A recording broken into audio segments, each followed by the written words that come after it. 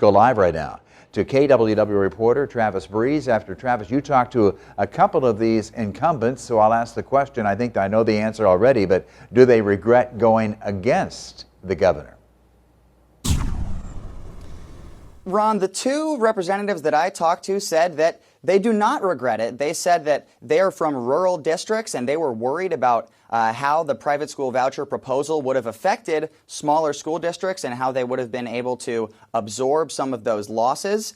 It does appear that this was a rare move by a governor to choose one candidate over another, both from her party, and we'll have to see what the effect of it is. That's my belief. I'm proud I stood up for it. If I lost because of that issue, that's fine.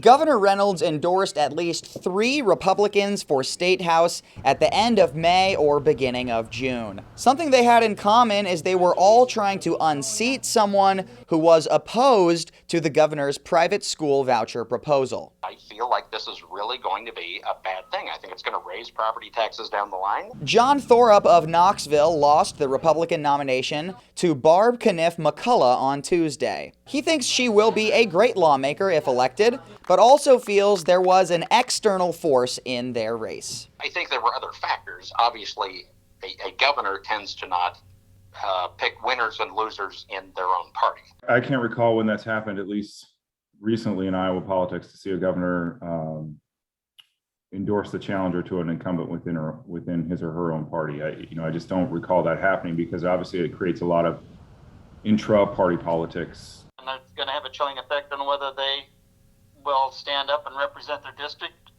or whether they're going to feel like, well, boy, if I disagree with the governor on this, is she going to come after me next election?